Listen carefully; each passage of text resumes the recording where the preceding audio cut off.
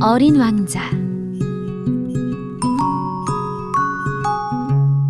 지은이 앙투안 드 생텍쥐페리. 낭독 심혜림.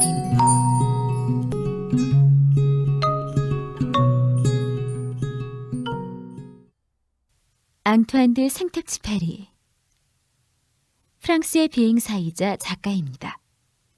사람과 사람 사이의 정신적 유대에서 진정한 의미의 삶을 찾고자 했으며 조종사와 시인의 눈으로 모험과 위험을 바라본 작품을 주로 썼습니다.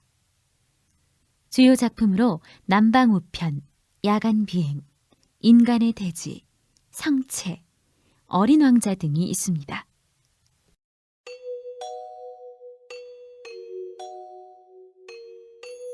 레옹 베르트에게. 혹시 어린이가 이 책을 읽는다면 내가 왜 어른인 레옹한테 이 책을 바치는지 알아주었으면 해. 레옹은 세상에서 나랑 가장 가까운 친구야. 또 레옹은 어린이 책이든 뭐든 모두 이해할 수 있어. 게다가 레옹은 프랑스에서 춥고 배고프게 지내. 그래서 레옹한테 힘을 줘야 해. 만약 이 세 가지 까닭으로도 내 마음을 알아줄 수 없다면 이 책을 어린이였던 레옹에게 바치기로 할게. 어른들은 누구나 어린이였으니까. 그걸 떠올리는 어른은 거의 없지만 말이야. 이제 나는 바치는 글을 이렇게 고쳤을게. 어린이였던 레옹 베르트에게.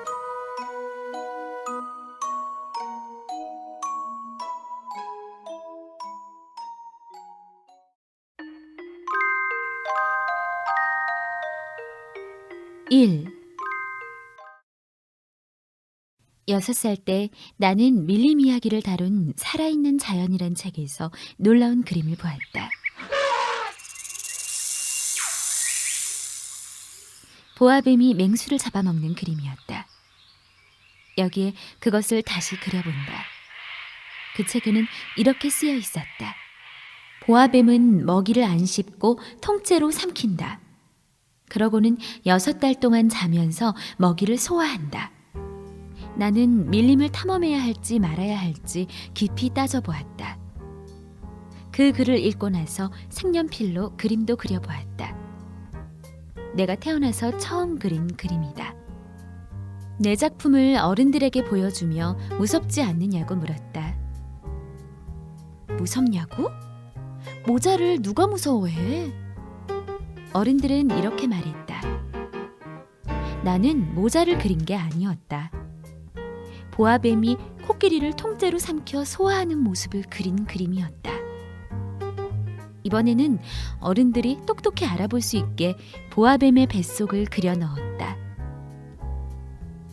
어른들은 언제나 말로 얘기를 해줘야 알아듣는다. 내가 그린 두 번째 그림은 이것이다. 어른들은 보아뱀의 뱃속이든 아니든 이제 그림 따윈 그만두고 지리나 역사, 수학, 문법 같은 공부를 하라고 타일렀다. 이렇게 해서 나는 6살 때 화가라는 멋진 꿈을 접고 말았다. 태어나서 처음 그린 그림과 두 번째 그린 그림이 실패로 끝나서 힘이 쭉 빠졌다. 어른들은 스스로 이해하는 게 거의 없다. 그럴 때마다 늘 말로 얘기해 주어야 하니 어린이들은 참 피곤하다. 그래서 나는 다른 일을 찾아보기로 하고 비행기 조종하는 법을 배웠다. 나는 세상 곳곳을 날아다녔다. 정말 지리 공부는 꽤 쓸모 있었다. 한눈에도 중국인지 애리조나인지 알 수 있었으니까. 밤에 길을 잃었을 때는 더더욱 쓸모 있었다. 이렇게 사는 동안 아주 중요한 일을 하는 어른들을 많이 만났다. 나는 이제껏 이런 어른들 틈에서 같이 살아왔다. 나는 어른들을 바로 가까이에서 보아왔다. 그렇다고 해서 어른들을 바라보는 내 생각이 크게 달라진 것은 없다. 나는 생각이 좀 있어 보이는 어른을 만났다 싶으면 늘 갖고 다니던 내 첫 그림을 보여주었다. 이 그림을 제대로 알아볼 수 있는 어른인지 궁금해서였다.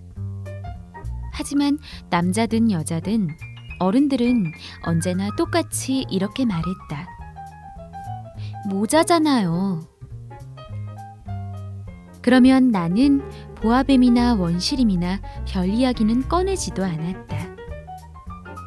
그 어른들의 생각에 맞춰주려고 브리지 놀이나 골프, 정치, 넥타이 같은 이야기를 꺼냈다. 그러면 어른들은 생각 있는 사람을 만났다고 즐거워했다.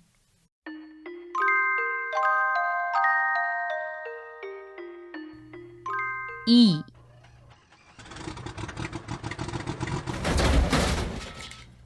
여섯 해 전 사하라 사막에서 비행기 사고가 날 때까지 나는 마음에 맞는 어른을 한 사람도 못 만났다. 비행기는 엔진 어딘가에 고장을 일으켰다. 사막에는 나 혼자뿐이어서 비행기 수리도 혼자 해야 했다. 정말 죽고 사는 문제가 달려 있었다. 겨우 한 주쯤 버틸 물밖에 없었다. 첫날 저녁 나는 사람들이 사는 곳에서 1000마일쯤 떨어진 사막에서 잠을 잤다. 배가 부서져 뗏목을 타고 바다 한가운데를 떠도는 사람보다 더 쓸쓸했다. 그러니 아침에 이상한 목소리가 들렸을 때 내가 얼마나 놀랐을지는 상상에 맡기겠다. 바로 이런 소리였다. 저기요, 양 한 마리만 그려주세요. 뭐라고? 양 한 마리만 그려주세요. 나는 깜짝 놀라 벌떡 일어나 눈을 번쩍 뜨고 이리저리 둘러보았다. 정말 이상한 아이가 나를 뚫어지게 바라보고 있었다. 다음 그림은 내가 나중에 그린 것 가운데 가장 잘 그린 그 아이의 그림이다. 물론 진짜 얼굴과 이 그림은 하늘과 땅 차이만큼 다르긴 하지만 내 잘못은 아니다. 내가 6살 때 어른들은 화가가 되려는 꿈을 버리라며 내 귀를 죽였다. 그래서 나는 보아뱀의 뱃속과 겉모습 말고는 아무것도 그려본 적이 없었다. 어쨌든 나는 눈을 크게 뜨고 갑자기 내 앞에 나타난 아이를 바라보았다. 다시 말하지만 나는 사람이 사는 곳에서 1000마일이나 떨어져 있었다. 그런데 이 아이는 길을 잃은 것 같지도 않았고 지쳐 있거나 배가 고픈 것 같지도 않았다. 목이 마르거나 무서워하는 것 같지도 않았다. 아무리 봐도 마찬가지였다. 마침내 나는 겨우 마음을 먹고 말을 걸었다. 그런데 여기서 뭐라고 있지? 그 아이는 아주 중요한 일인 것처럼 또다시 나지막하게 말했다. 양 한 마리만 그려주세요. 너무나 이상한 일을 당하면 감히 안 하겠다는 말을 못할 때가 있다. 사람 하나 없고 언제 죽을지 모르는 곳에서 양을 그리는 게 어이가 없긴 했지만 나는 어쩔 수 없이 호주머니에서 종이 한 장과 만년필을 꺼내들었다. 나는 곧 그동안 내가 지리와 역사, 산수와 문법밖에는 배운 게 없다는 생각이 들었다. 그래서 나는 아이에게 힘없는 목소리로 그림을 잘 못 그린다고 말했다. 괜찮아요. 양 한 마리만 그려주세요. 나는 양을 그려본 일이 없었다. 그래서 예전에 그린 적이 있는 2가지 그림 가운데 하나를 그려주었다. 보아뱀의 겉모습이었다. 아이는 그림을 보더니 놀랍게도 이렇게 말했다. 아니. 나는 보아뱀 뱃속에 있는 코끼리 같은 건 싫어요. 보아뱀은 아주 무섭고 코끼리는 너무 크잖아요. 내가 사는 곳은 모두 다 작아요. 양이 있어야 해요. 양을 그려주세요. 할 수 없이 나는 양을 그렸다. 아이는 양을 한참 살펴보더니 말했다. 아니에요. 이 양은 병든 것 같아요. 다시 그려주세요. 나는 다시 양을 그렸다. 아이는 잘못을 봐주기라도 하는 것처럼 웃었다. 잘 보세요. 이것은 양이 아니라 염소예요. 뿔이 있잖아요. 나는 또다시 그렸다. 아이는 그 그림도 마음에 안 들어 했다. 너무 늙었어요. 오래 사는 양이 있어야 해요. 나는 얼른 엔진을 고쳐야 해서 마음이 바빴다. 그래서 대충 그림을 그려주고는 이렇게 말했다. 이건 우리야. 이 안에 네가 바라는 양이 있어. 뜻밖에도 아이 얼굴이 밝아져 나는 어리둥절했다. 바로 이거예요. 그런데 이 양은 풀을 많이 먹어요? 왜? 내가 사는 곳은 뭐든 작은데. 이 양이 먹을 만큼은 있을 거야. 이 양은 아주 작거든. 아이는 고개를 숙여 그림을 들여다보았다.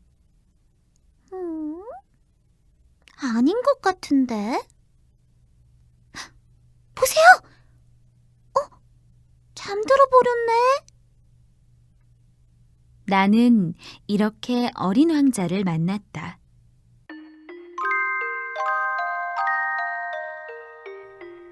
3. 나는 어린 왕자가 어디서 왔는지는 한참 뒤에 알았다. 어린 왕자는 내 말에는 귀 기울이지 않으면서 나한테는 무엇이든 자꾸 물었다. 그래서 나는 어린 왕자가 무슨 말인가를 내뱉을 때마다 여러 가지 이야기를 조금씩 알아야 했다. 어린 왕자는 내 비행기를 처음 보았을 때 이렇게 물었다. 저 물건은 뭐예요? 저건 물건이 아니야. 나는 거지. 비행기야. 내 비행기. 나는 내가 날 수 있는 사람이라고 말하는 것이 좀 뿌듯했다. 어린 왕자가 크게 외쳤다. 네? 그럼 하늘에서 떨어졌어요? 그래. 나는 점잖게 말했다. 참 재미있네요. 어린 왕자는 이렇게 말하더니 귀엽게 깔깔깔 웃었다. 나는 어린 왕자가 비행기 사고를 아무렇지도 않게 생각하는 것 같아서 마음이 언짢았다. 어린 왕자는 또 이렇게 말했다. 아저씨도 하늘에서 왔네요. 어느 별에서 왔어요? 이 말에 수수께끼 같은 이 아이가 누구인지 알아낼 수 있는 한 줄기 빛이 보이는 듯 했다. 그래서 나는 조심스럽게 물었다. 그럼 너는 어느 별에서 왔어? 어린 왕자는 아무 말이 없었다. 내 비행기를 눈여겨보더니 고개를 저으며 중얼거렸다. 이걸 타고 멀리서 올 수는 없을 텐데. 어린 왕자는 꽤 오랫동안 혼자 생각하더니 주머니에서 내가 준 그림을 꺼내어 꼼꼼하게 살펴보았다. 어린 왕자가 다른 별 이야기를 꺼냈을 때 내 가슴이 얼마나 두근거렸는지 모른다. 그래서 나는 그 별을 좀 더 알아보기로 했다. 넌 어디서 왔어? 네가 산다는 곳은 어디를 말하는 거지? 그 양을 어디로 데려간다는 말이야? 어린 왕자는 한참 동안 아무 말 없이 있다가 대답했다. 우리가 있어서 참 다행이에요. 밤이면 여기에서 지낼 수 있으니까요. 그야 그렇겠지. 필요하면 끈도 줄게. 양을 메어둘 수 있지. 끈을 묶는 말뚝도 줄게. 그런데 눈치를 보니 내 말이 별로 마음에 안 드는 것 같았다. 메어둔다고요? 참 이상한 생각이네요.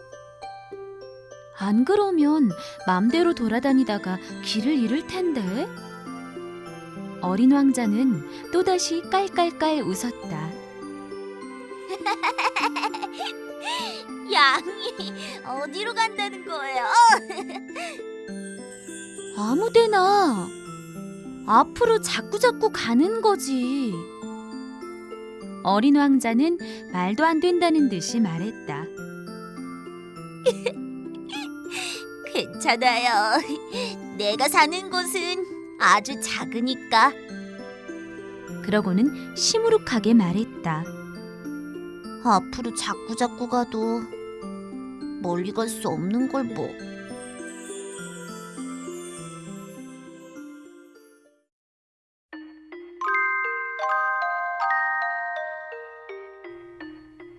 사. 이렇게 해서 나는 또 하나 중요한 사실을 알았다. 어린 왕자는 집 하나 크기가 될까 말까 한 별에서 왔다는 것이다. 사실 그건 나한테 그렇게 놀랄 일도 아니었다. 나는 우리가 사는 지구나 목성, 화성, 금성 같은 큰 별 말고도 망원경으로 볼 수 없는 아주 작은 별이 수없이 많다는 것을 잘 알고 있었다. 천문학자들은 이런 별을 하나 찾으면 이름 대신 번호를 붙인다. 작은 별 325, 이렇게 말이다.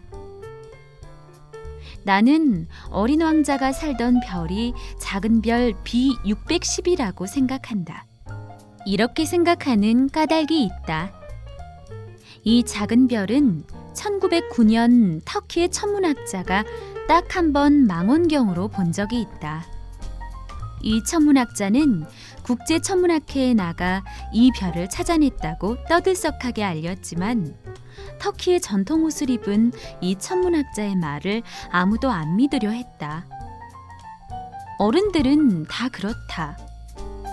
그러나 작은 별 B612한테는 참 다행스러운 일이 일어났다. 터키의 한 독재자가 서양식 옷 입기 법을 만들었는데 그 법을 안 지키면 곧 죽음이었다. 그래서 그 천문학자는 1920년에 다시 옷을 잘 차려입고 어떻게 그 별을 찾아냈는지 차근차근 이야기했다. 그랬더니 그제야 모두 믿었다. 내가 작은 별 B612를 이렇게 꼼꼼히 게다가 번호까지 얘기하는 것은 모두 어른들 때문이다. 어른들은 숫자를 좋아한다. 친구를 새로 사귀었다고 말하면 어른들은 정말 중요한 것은 안 묻는다. 목소리는 어때? 어떤 놀이를 좋아해? 나비 채집은 해? 하고 묻는 일이 전혀 없다. 그 대신 몇 살이지? 형제는 몇이나 있어? 몸무게는 얼마나 나가지? 아버지는 돈을 얼마나 벌어? 하고 묻는다. 어른들은 이렇게 숫자로 알아야 그 사람을 아는 것이라고 생각한다.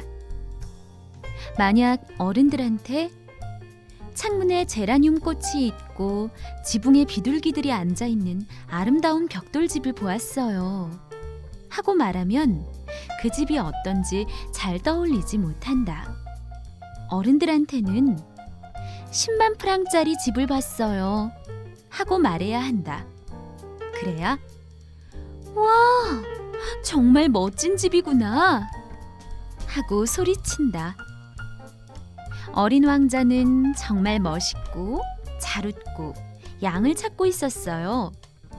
그러니까 어린 왕자가 있었다는 뜻이에요 하고 말하거나 어떤 사람이 양을 갖고 싶어 했으니까 그 사람이 이 세상에 있다는 뜻이에요 하고 말해봐야 쓸데없는 일이다. 아마 어른들은 애도 아니면서 그렇게 말한다는 듯이 어깨를 으쓱 할 것이다. 어린 왕자는 작은 별 B612에서 왔어요. 하고 말하면 어른들은 그제야 알겠다는 듯 더는 안 물어볼 것이다. 어른들은 다 그렇다. 그렇다고 나쁘게 생각해서는 안 된다. 어린이는 어른들을 너그럽게 봐주어야 한다. 사는 게 무엇인지 아는 우리한테 숫자는 아무것도 아니다. 나는 이 책을 옛날 이야기처럼 쓰고 싶었다. 옛날에 자기 몸보다 조금 클까 말까 한 별에서 어린 왕자가 살았습니다. 어린 왕자는 양을 갖고 싶어 했죠. 사는 게 무엇인지 아는 사람들은 이렇게 이야기해도 이것을 정말이라 믿었을 것이다. 나는 사람들이 이 책을 대충 읽고 다 읽었다고 하지 않았으면 좋겠다. 이 글을 쓰려고 지난 일을 떠올리다 보니 슬픔이 밀려온다. 어린 왕자가 양을 데리고 떠난 지도 벌써 6해가 흘렀다. 나는 어린 왕자를 기억하려고 이 이야기를 쓴다. 친구를 잊으면 슬프니까. 누구한테나 그런 친구가 있는 것은 아니다. 내가 어린 왕자를 잊는다면 나도 숫자만 생각하는 어른이나 다름없다. 그래서 나는 다시 그림 물감과 연필을 샀다. 6살 때 보아뱀의 겉과 속을 그린 뒤로 아무것도 안 그려본 사람이 나이가 들어서 다시 그림을 그리는 일은 정말 어렵다. 진짜 얼굴과 똑같이 그리려고 애는 써봤지만 잘 그렸는지는 모르겠다. 어떤 건 잘 그렸고 또 어떤 건 못 그렸다.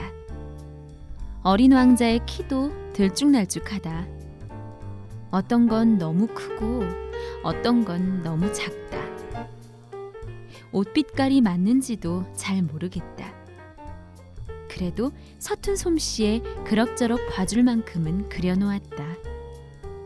어쩌면 정말 중요한 곳을 잘못 그렸을 수도 있지만 그건 꼭 내 잘못이라고 말하기는 어렵다. 어린 왕자는 뭘 꼼꼼하게 얘기해주지 않았으니까. 어린 왕자는 나도 자기와 같은 사람이라고 생각했을지 모른다. 하지만 아쉽게도 나는 상자 안에 있는 양을 볼 수 없다. 어쩌면 나도 다른 어른들과 비슷할지도 모르겠다. 나도 이제 나이를 먹었으니까.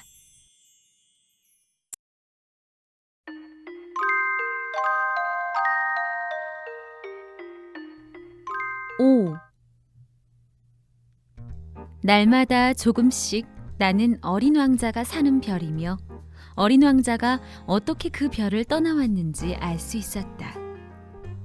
그것도 아주 천천히. 어린 왕자가 무엇인가를 생각하다가 어쩌다 내뱉은 말 속에서 알아낸 것들이었다. 사흘째 되던 날 들은 바오바브 나무 이야기도 그랬다. 이번에도 양 덕분이었다. 어린 왕자는 심각하게 물었다. 양이 정말 어린 나무를 먹을 수 있어요? 그럼 정말이지. 아, 참 다행이다. 양이 어린 나무를 먹는 게 왜 그렇게 큰일인지 모를 일이었다. 어린 왕자가 다시 물었다. 그럼 바오바브 나무도 먹겠네요? 나는 바오바브 나무는 커다란 성만큼이나 커서 어린 왕자가 코끼리 떼를 데려가더라도 한 그루도 못 먹는다고 얘기했다. 코끼리 떼라는 말에 어린 왕자가 깔깔거렸다.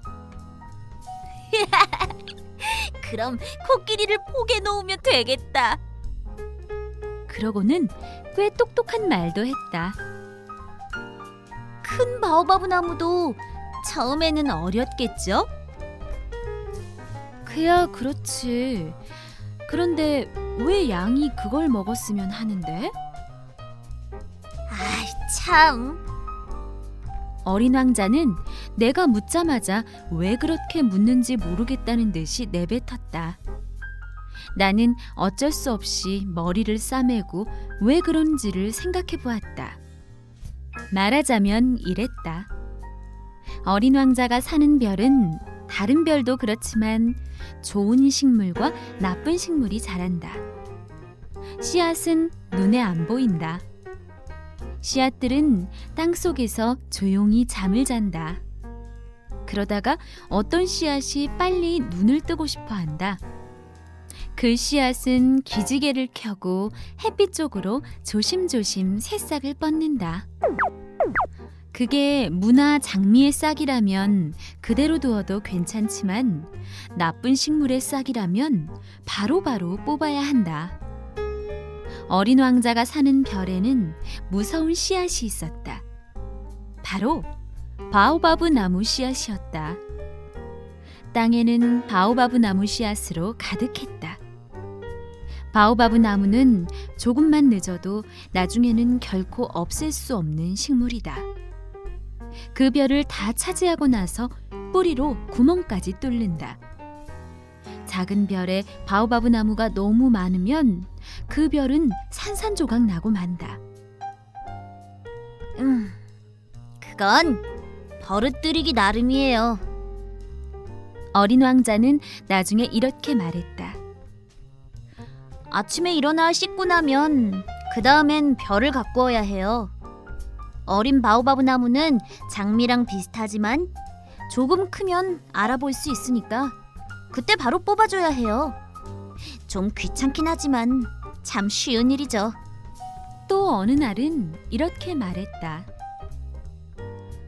이곳 어린이들도 알 수 있게 그 나무를 멋지게 그려보세요. 언젠가 어린이들이 여행을 떠날 때 도움이 될 거예요. 어떤 때는 할 일을 조금 미루어도 괜찮지만 바오바브 나무를 그렇게 두었다가는 엄청난 일이 벌어져요. 나는 어떤 게으름뱅이가 사는 별을 아는데 그 사람은 바오바브 나무가 어리다고 새 그루나 내버려 두었다가 나는 어린 왕자가 말해주는 대로 바오바브 나무를 그렸다. 나는 도덕 선생님처럼 누구를 가르치고 싶지는 않다. 하지만 바오바브 나무가 얼마나 무서운지 몰라서 별을 여행할 때 길을 잃고 헤매다 무서운 일을 당할 수도 있다. 그래서 나는 딱 한 번만 이렇게 가르쳐 주려고 한다. 어린이 여러분, 바오바브 나무를 조심하세요. 나처럼 다른 사람들도 바오바브 나무가 얼마나 위험한지 오랫동안 모르고 있었다. 그래서 힘들게 이 그림을 그렸다. 이 그림이 다른 사람들한테 도움이 된다면 그림을 그리느라 힘든 것은 아무렇지도 않다. 여러분은 이렇게 물을지도 모르겠다. 왜 이 책에는 바오바브 나무만큼 잘 그린 그림이 없을까? 그 대답은 좀 뻔하다. 나는 한다고 했는데 내 마음대로 안 된 것뿐이다. 아마 바오바브 나무를 그릴 때는 너무 위험하다는 생각에 다른 때보다 더 힘을 쏟았을지도 모른다.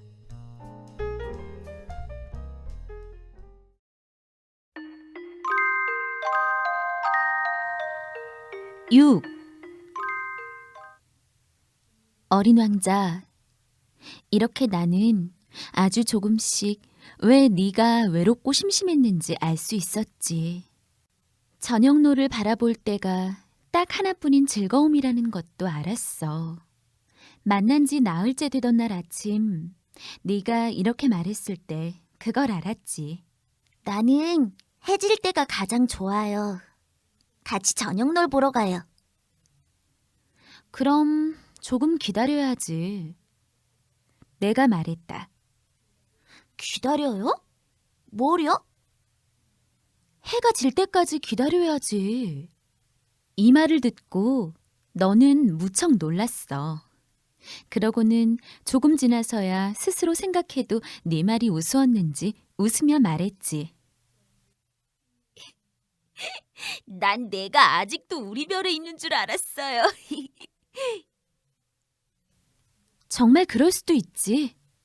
누구나 알다시피 미국이 점심때면 프랑스는 해질녘이야. 단숨에 프랑스로 간다면 점심때에도 해가 지는 것을 볼 수 있어. 하지만 아쉽게도 프랑스는 너무 멀어. 어린 왕자, 너의 별은 작으니까 앉아있던 의자를 조금만 뒤로 옮기면 저녁노를 마음껏 볼 수 있었겠지.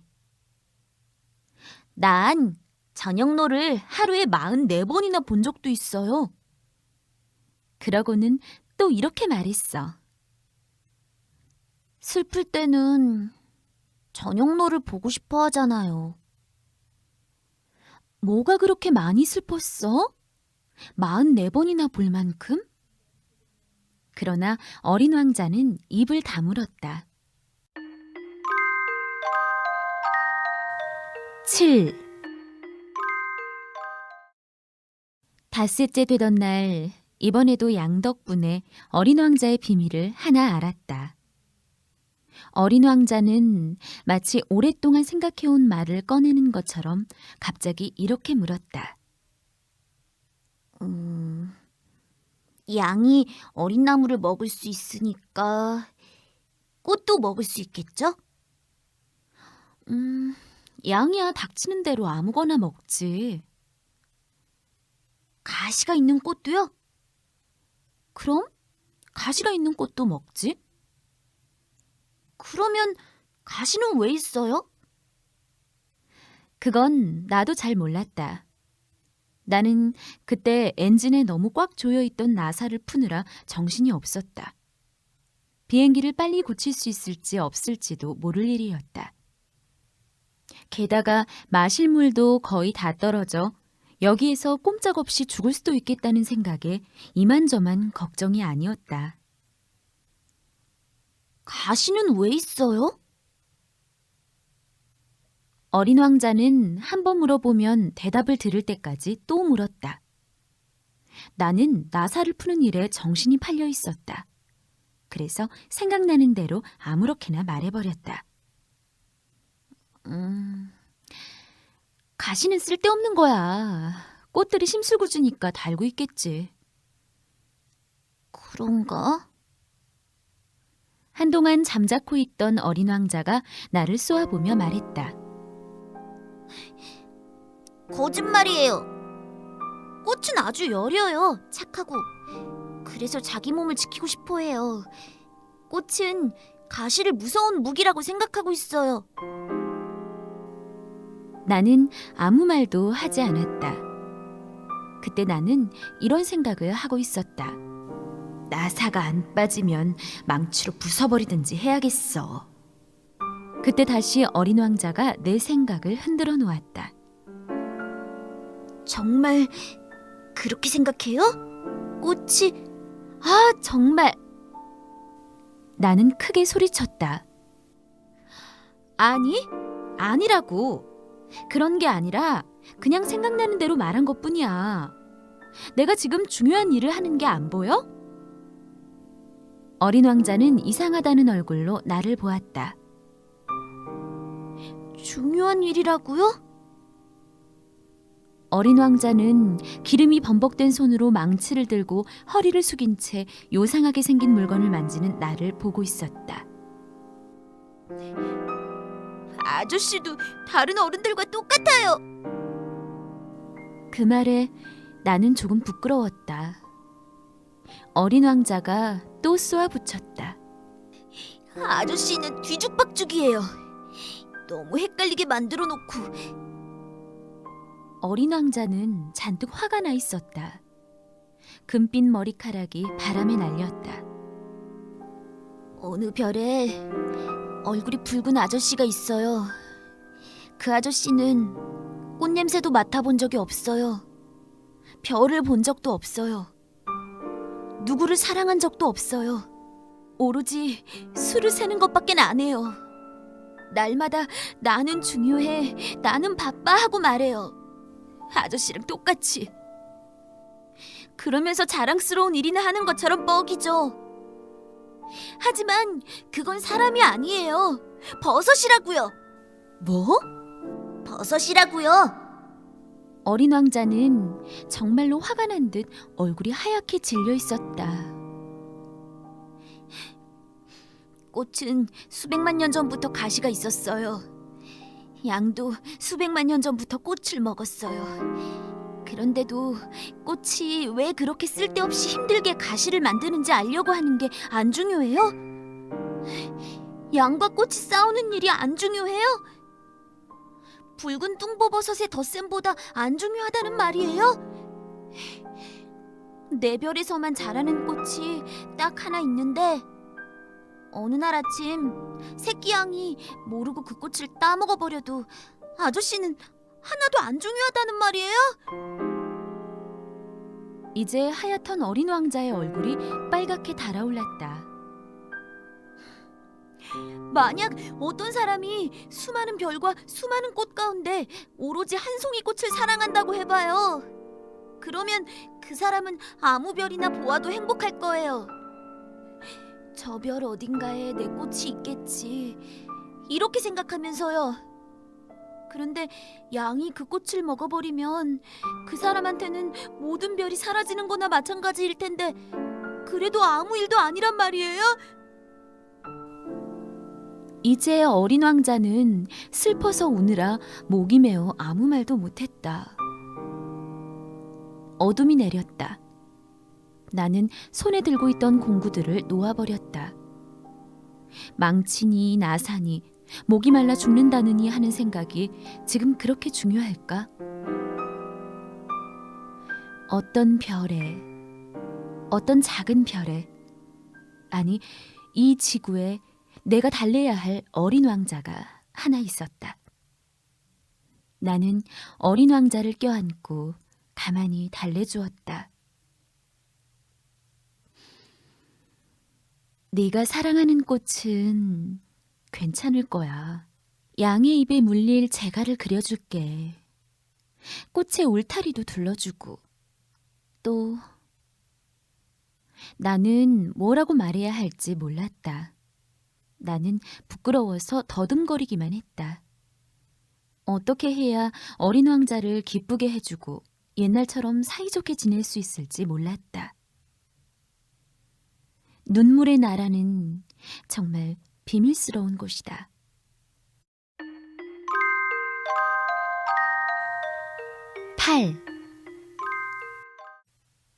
나는 곧 그 꽃이 무슨 꽃인지 조금 더 알 수 있었다. 어린 왕자가 사는 별에는 언제나 수수한 꽃이 피었다. 이 꽃들은 꽃잎이 하나뿐이고 또 자리를 거의 차지하지 않고 누구를 성가시게 굴지도 않았다. 아침에 풀 속에서 피었다가 저녁이면 지는 꽃이었다. 그 꽃은 어느 날 갑자기 날아와서 싹이 텄다. 어린 왕자는 그 조그마한 싹을 눈여겨보았다. 어쩌면 바오바브 나무일 수도 있으니까. 그 싹은 자라서 줄기가 생기더니 곧 꽃망울을 맺었다. 처음으로 크고 예쁘게 맺은 꽃망울을 본 어린 왕자는 그 안에서 금세 놀라운 일이 일어날 거라고 생각했다. 하지만 꽃은 풀빛 방에 꼭꼭 숨어서 좀처럼 아름다운 얼굴을 내밀지 않았다. 꽃은 까다롭게 옷빛깔을 고르고 아주 천천히 옷을 입었다. 꽃잎도 하나하나 꼼꼼하게 다듬었다. 꽃은 양귀비꽃처럼 헝클어진 모습으로 태어나고 싶지 않았다. 눈부시게 아름다운 얼굴이 되었을 때 나오고 싶었다. 정말 뽐내기 좋아하는 꽃이었다. 신비한 몸 가꾸기는 며칠이나 이어졌다. 어느 날 해가 막 솟아오를 때 꽃은 마침내 얼굴을 내밀었다. 아주 오랫동안 몸치장을 했으면서도 꽃은 하품을 하며 이렇게 말했다.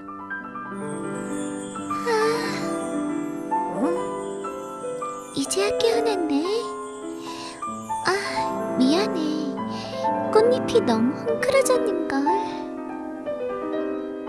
어린 왕자는 꽃이 너무 아름다워 온통 마음을 빼앗겼다. 너 오늘 참 아름답구나.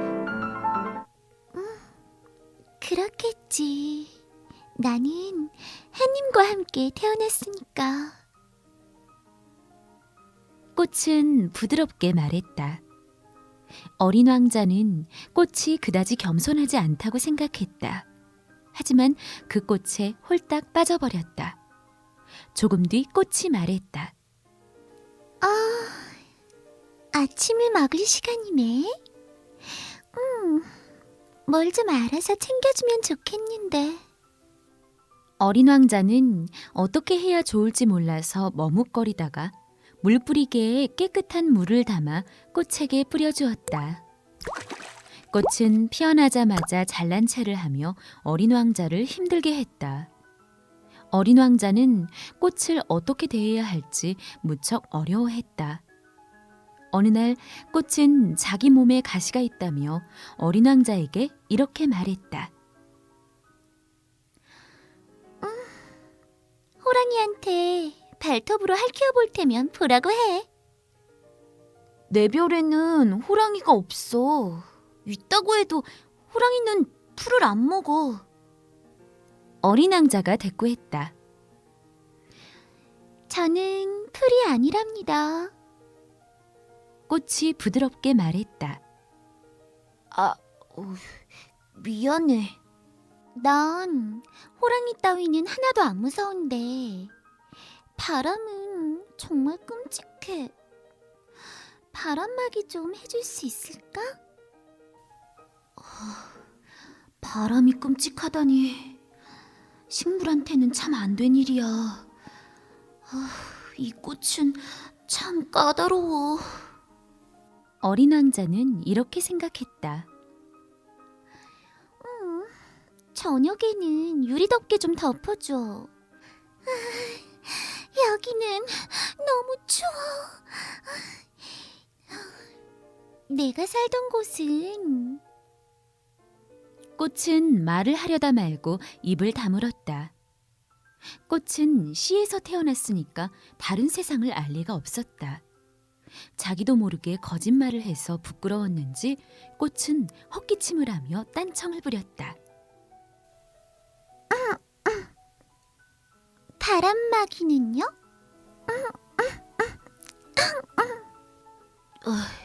찾아볼 참이었는데 나한테 자꾸 말을 걸어서.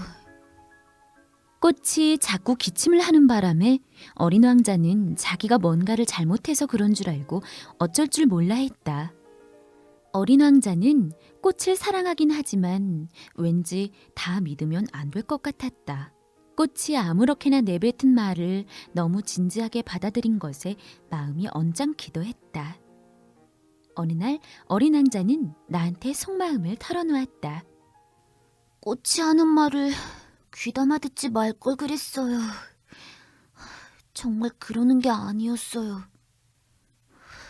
그냥 보면서 냄새를 맡으면 되는데 내 꽃은 별을 온통 좋은 냄새로 가득하게 해주었는데 나는 그걸 즐길 줄 몰랐어요.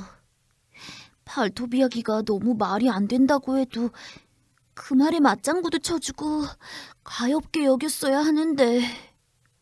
어린 왕자는 또 이렇게 말했다. 그때 나는 정말 아무것도 이해하지 못했어요. 꽃이 하는 말이 아니라 한 일을 봤어야 하는데 꽃은 좋은 냄새도 주고 눈부신 아름다움도 주었는데 꽃한테서 도망치는 게 아니었어요.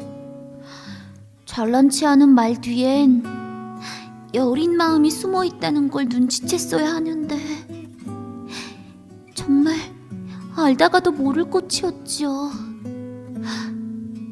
그때 난 너무 어려서 꽃을 어떻게 사랑해야 하는지 몰랐어요.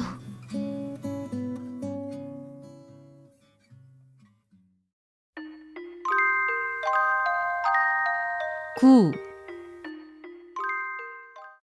어린 왕자는 아마 철새들을 따라 별을 떠나왔을 것이다. 떠나던 날 아침에는 별을 깨끗이 청소했다. 먼저 불을 뿜는 활화산재를 깨끗이 털었다. 그 별에는 활화산이 2개 있었다.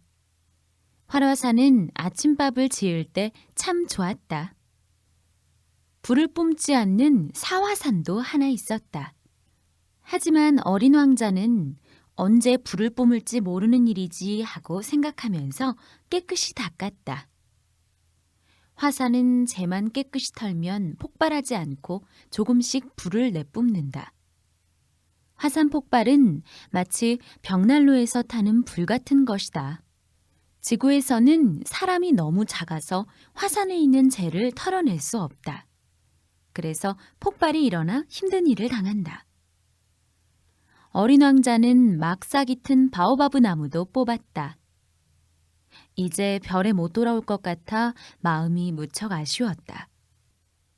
언제나 해오던 일이지만 떠나던 날 아침에는 더 소중하게 여겼다. 마지막으로 꽃에 물을 주고 유리덮개를 씌우려 할 때는 눈물이 날 것만 같았다. 잘 있어. 어린 왕자는 꽃에게 인사를 했다. 꽃은 아무 말이 없었다. 잘 있어. 어린 왕자는 한 번 더 인사했다. 꽃은 기침을 했다. 감기에 걸려서 그런 것은 아니었다. 난 바보였어. 꽃은 겨우 입을 열었다. 미안해. 어디서든 행복하고.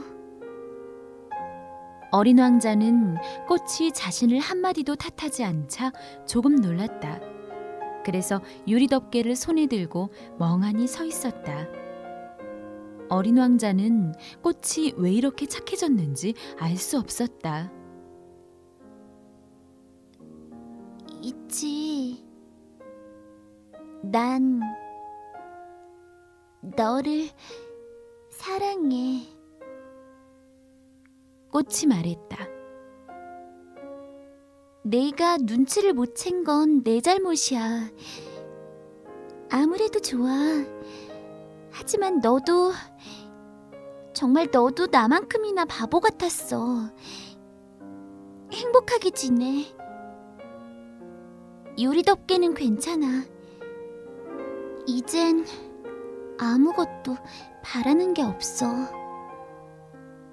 그래도 바람이 불면 감기 같은 건 별것 아니었어.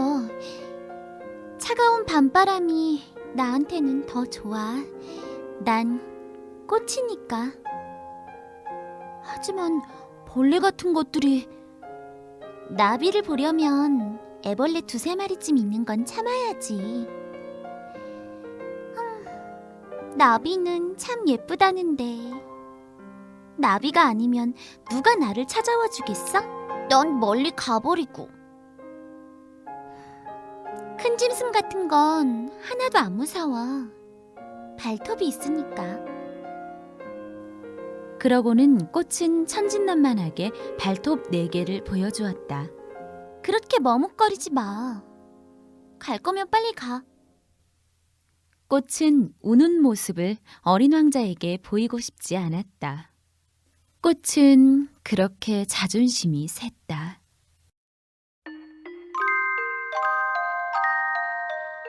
10. 어린 왕자의 별은 작은 별 325, 327, 328, 329, 330별과 가까이 있었다. 그래서 어린 왕자는 무엇이든 배우려고 이 별들을 찾아가 보기로 했다. 첫 번째 별에는 왕이 살고 있었다. 그 왕은 흰 담비 털로 만든 자줏빛 옷을 입고 수수하지만 그럴듯한 왕좌에 앉아 있었다. 오, 신하가 왔구나. 왕은 어린 왕자를 보더니 소리쳤다. 어린 왕자는 생각했다. 한 번도 만난 일이 없는데 어떻게 나를 알까? 왕한테는 세상이 참 단순하다는 것을 어린 왕자는 몰랐다.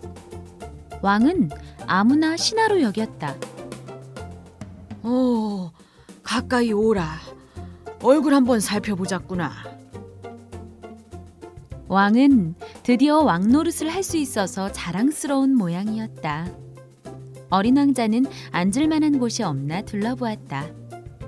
별은 온통 왕의 옷으로 덮여 있었다. 어린 왕자는 그 자리에 서 있을 수밖에 없었다. 어린 왕자가 하품을 했다. 왕 앞에서 하품을 하는 것은 예의에 어긋나느니라. 하품을 멈추어라.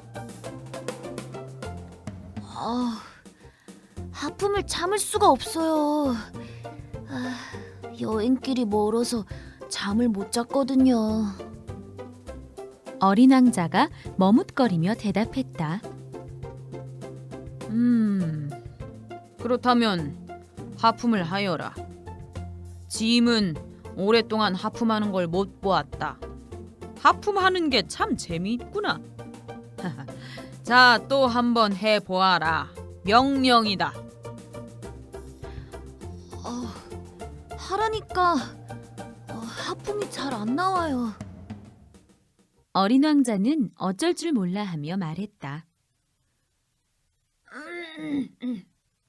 그렇다면 짐이 말하노라. 어떤 때는 하품을 하고 어떤 때는. 왕은 서둘러 뭐라고 중얼거렸다. 화가 난 모양이었다. 왕이라면 그럴 만도 했다. 왕들은 무엇보다 위엄을 소중히 여기고 자기가 내린 명령은 누구든 반드시 들어야 한다고 생각한다. 명령을 안 듣는 사람은 용서할 수 없다. 하지만 이 왕은 마음이 너그러워 명령다운 명령만 내렸다. 왕은 이런 보기를 들어가며 말했다.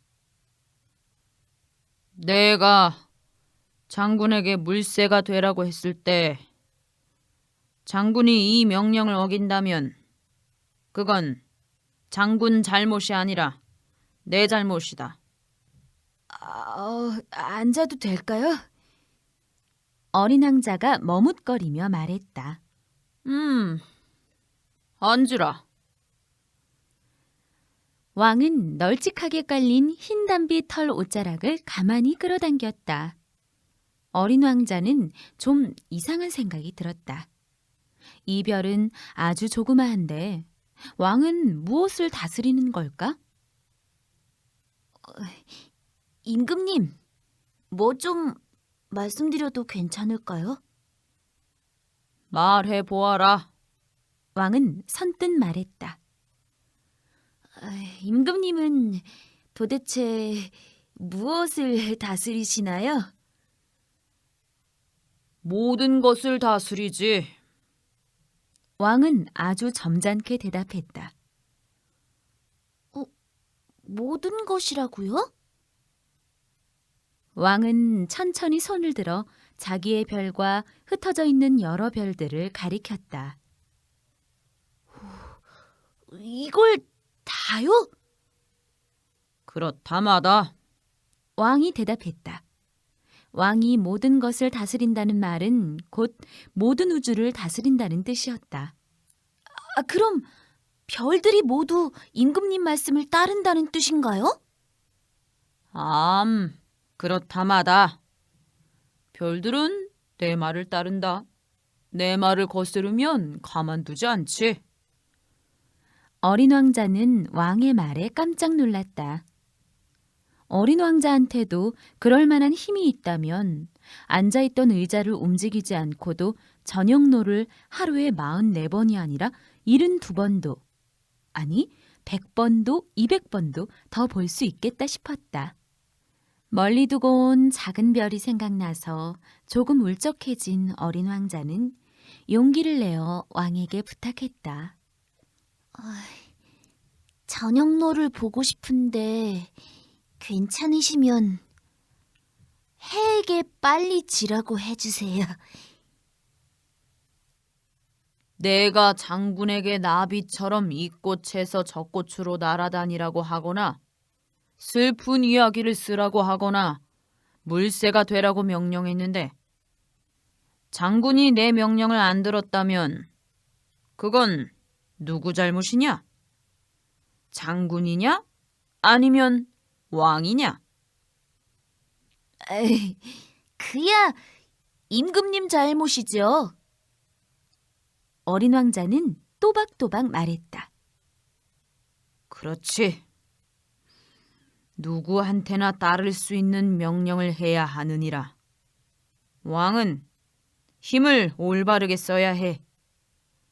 만약 백성들에게 무턱대고 바다에 뛰어들라고 하면 백성들은 모두 들고 일어날 거야. 내가 명령을 올바르게 내리니까 백성들이 나를 따르는 것이다. 그럼 저한테 저녁노를 보여주는 것은 어떻게 되나요?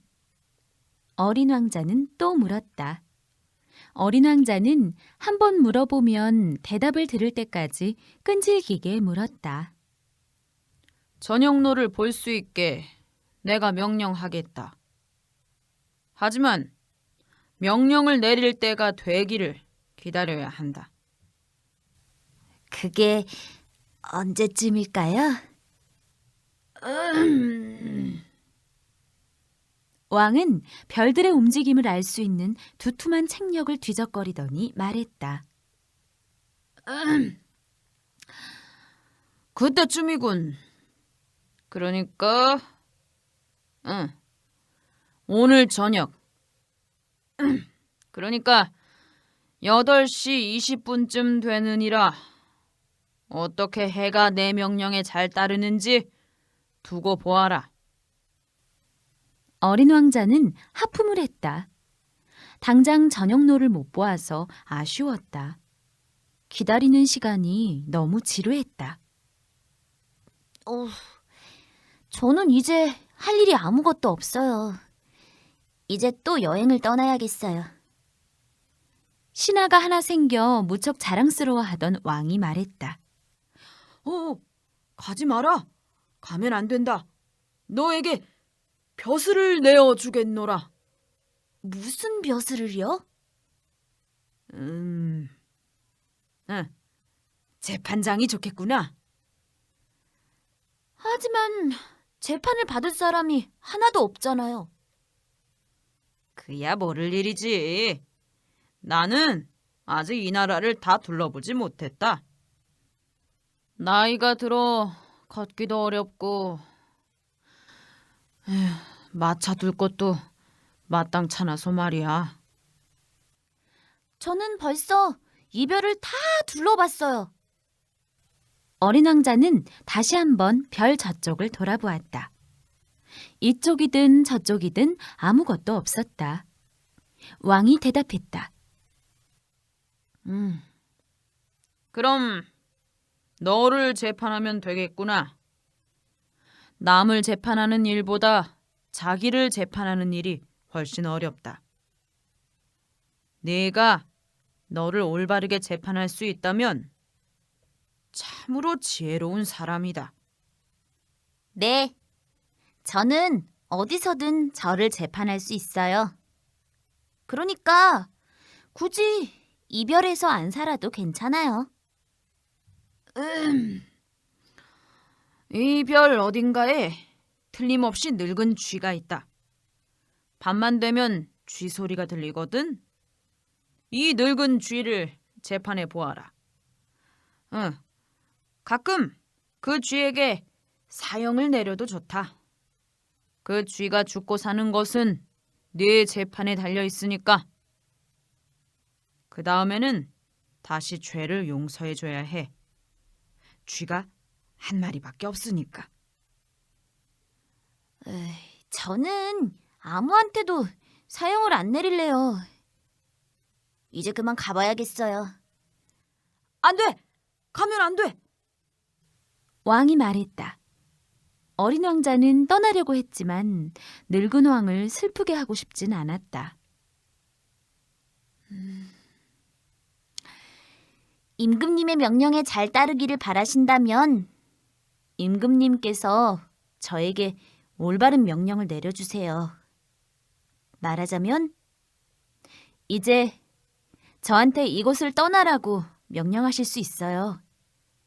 저는 이미 떠날 채비를 모두 갖추었으니까요.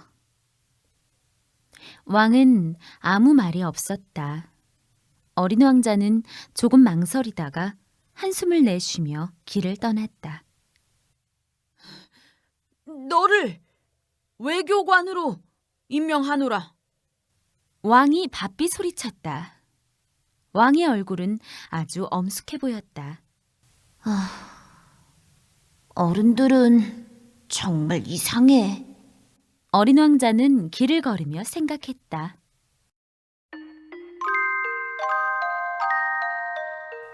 10일 두 번째 별에는 허풍쟁이가 살고 있었다. 나를 우러러보는 사람이 오고 있구나. 허풍쟁이는 어린 왕자를 보자 멀리서 소리쳤다. 허풍쟁이한테는 사람들이 모두 자기를 우러러보는 것처럼 보인다. 어린 왕자가 말했다. 안녕하세요. 참 이상한 모자를 쓰셨네요. 인사를 하려고 쓰는 모자야. 사람들이 손뼉을 쳐주면 모자를 살짝 들고 인사를 하지. 그런데 아쉽게도 아무도 이쪽으로 안 지나가네. 아, 그래요? 어린 왕자는 이렇게 말은 했지만 그 말이 무슨 뜻인지 잘 몰랐다. 손뼉을 쳐봐. 짝짝짝. 어린 왕자가 손뼉을 짝짝 쳤다. 그러자 허풍쟁이가 모자를 살짝 들고 점잖게 인사했다. 왕을 만났을 때보다 훨씬 재미있는데? 어린 왕자는 이렇게 생각하면서 다시 손뼉을 쳤다. 이번에도 허풍쟁이는 모자를 들어 인사했다. 손뼉을 친 지 5분쯤 지나자 어린 왕자는 똑같은 놀이에 실증이 났다. 어떻게 하면 모자가 떨어지나요? 어린 왕자가 물었다. 허풍쟁이는 못 들은 채 했다. 허풍쟁이들은 칭찬하는 말이 아니면 어떤 말도 듣고 싶어 하지 않는다. 너는 정말로 나를 우러러보느냐? 우러러보다니 그게 무슨 뜻이에요? 우러러본다는 말은 이별에서 내가 가장 잘나고 옷도 가장 잘 입고 돈도 가장 많고 게다가 가장 똑똑한 사람이라고 알아준다는 뜻이지. 이별에는 아저씨 혼자뿐인데요. 제발 부탁해. 나를 우러러봐줘. 나는 아저씨를 우러러봅니다. 하는 수 없이 어린 왕자는 어깨를 으쓱하며 말했다. 이런 말을 들으면 그렇게도 좋은가요? 그러고는 어린 왕자는 이별을 떠났다. 어른들은 참 이상해. 어린 왕자는 길을 걸으며 생각했다.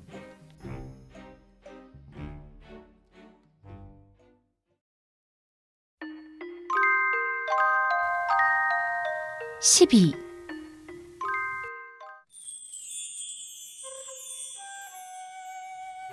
다음 별에는 술꾼이 살고 있었다. 어린 왕자는 그를 아주 잠깐 만났지만 무척 실망했다.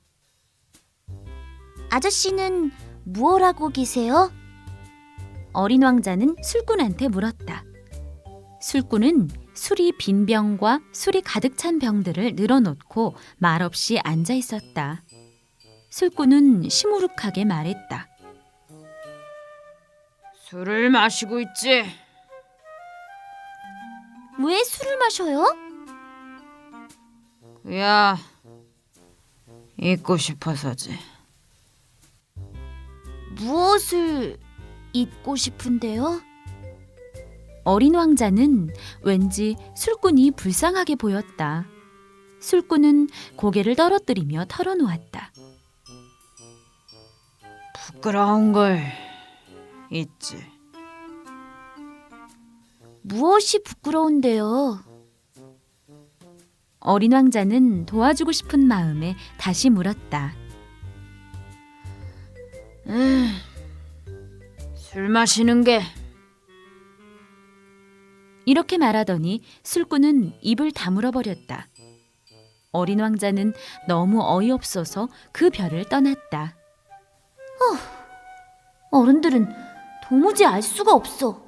어린 왕자는 길을 걸으며 생각했다.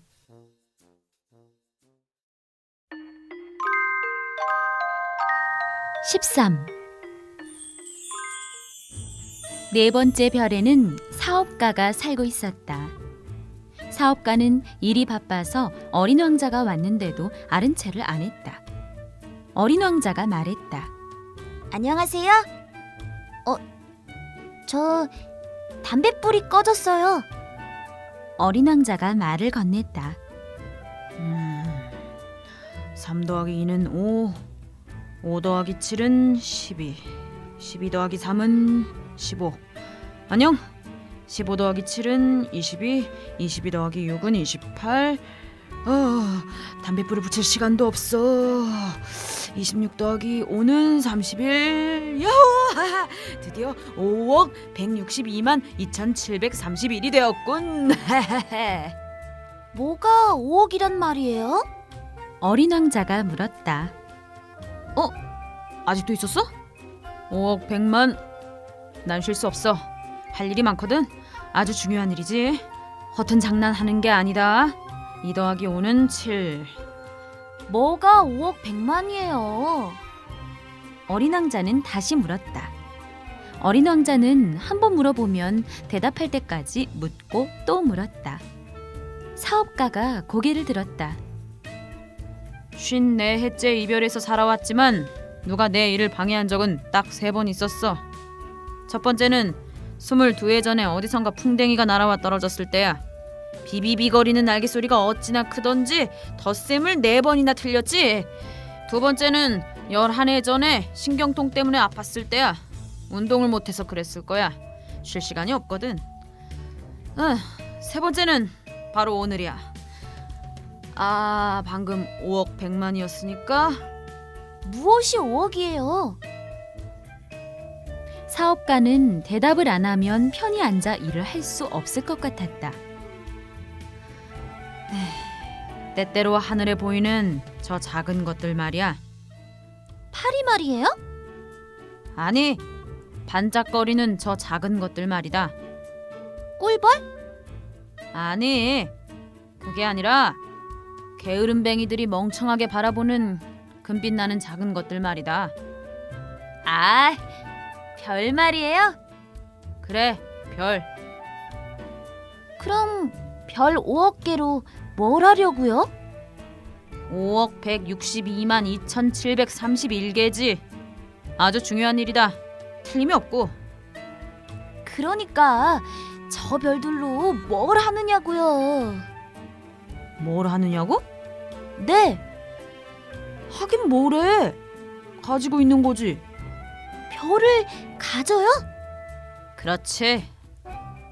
하지만 전에 어떤 임금님을 만났는데 왕은 아무것도 안 가져.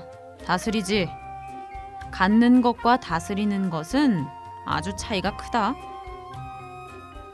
별은 가져서 뭐 해요? 부자가 되지. 부자가 되면 뭐가 좋아요? 누가 별을 찾으면 그 별을 또 살 수 있어. 어린 왕자는 생각했다. 이 사람도 술꾼이랑 비슷한 말을 하네. 그래도 어린 왕자는 몇 가지 더 물어보기로 했다. 어떻게 하면 별을 가질 수 있어요? 별은 누구 것이야? 사업가가 비꼬듯이 물었다. 잘은 모르지만 누구 것도 아니에요. 그러니까 내 것이지. 내가 별을 처음으로 갖겠다고 생각을 했으니까. 생각만 하면 다 되나요? 그럼 되고 말고. 네가 임자 없는 다이아몬드를 찾았다면 그건 네 거잖아. 임자 없는 섬을 찾았다면 그 섬도 네 거야. 네가 어떤 생각을 가장 먼저 했다면 그 생각은 특허를 받으면 돼. 그럼 네 것이지. 그러니까 별도 내 거야. 나보다 먼저 별을 갖겠다고 생각한 사람이 없었으니까. 그렇군요. 그럼 그 별로 뭘 하려고요? 관리하지. 세고 또 세는 거야. 아주 어려운 일이지. 하지만 난 원래 중요한 일을 좋아하니까. 어린 왕자는 사업가의 생각이 그다지 마음에 들지 않았다. 저는요, 목도리가 있으면 목에 두를 수 있어요. 꽃이 내 거면 꺾어서 꽃병에 꽂아둘 수 있지요. 하지만 별은 딸 수가 없잖아요. 그야 그렇지. 하지만 은행에 맡길 수는 있지. 그건 무슨 말이에요? 종이에 내 별이 몇 개인지 써서 서랍에 넣고 자물쇠로 잠가두는 거야. 그게 다예요? 그럼 다지. 참 그럴듯한데? 어린 왕자는 생각했다. 마치 시 같은데 그렇게 중요한 일은 아니야. 어린 왕자가 중요하게 여기는 일과 어른들이 중요하게 여기는 일은 많이 달랐다. 어린 왕자는 사업가한테 말했다. 저한테는요, 꽃이 하나 있어요. 저는 날마다 꽃한테 물을 줘요. 화산도 3개나 있어요. 한 주에 한 번씩 꼭 청소를 해요. 사화산도 청소해요. 언제 터질지 모르니까요. 저한테 화산이나 꽃이 있다는 것은 제가 도울 일이 있다는 뜻이에요. 하지만 아저씨는 별들한테 아무 도움도 못 주는데. 사업가는 무슨 말을 하려다 말고 입을 다물었다. 어린 왕자는 그곳을 떠났다. 어른들은 하나같이 이상한 사람들이야. 어린 왕자는 길을 걸으며 생각했다.